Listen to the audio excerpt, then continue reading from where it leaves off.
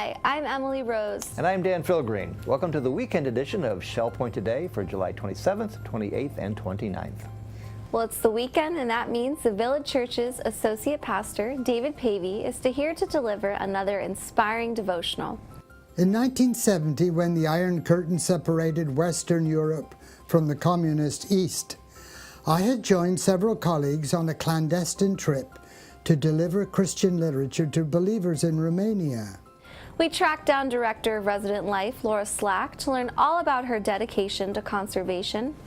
It's such a joy to find these little hatchlings that have chosen our beaches for all these years and come back year after year, lay hundreds of eggs, and then fight all the predators out there in the water, and come back in 30 years after they hatch to lay their own eggs.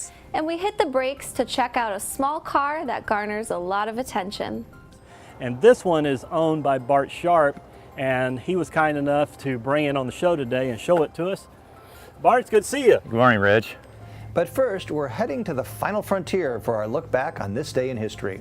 And it's amazing to think that it was only 60 years ago, in 1958, when Congress established the National Aeronautics and Space Administration, better known as NASA. The civilian agency was hastily created in response to the Soviet Union's launch of Sputnik 1. Since then, NASA has been instrumental in launching satellites into orbit that have been used to study the universe, collect weather data, and so much more. Only 3 years after its creation, NASA sent an astronaut, Alan Shepard, into orbit. It didn't take long for the program to send a man to the moon, and eventually satellites to our neighboring planets in our solar system. NASA continues to make tremendous strides in expanding our reach into the universe, with return missions to the moon in the works. Before NASA was even thought of, the only stars people cared about were those on the silver screen.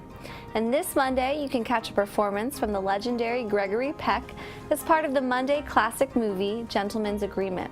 Peck plays a journalist who goes undercover to unravel the growing uneasiness of anti-Semitism that has plagued New York City.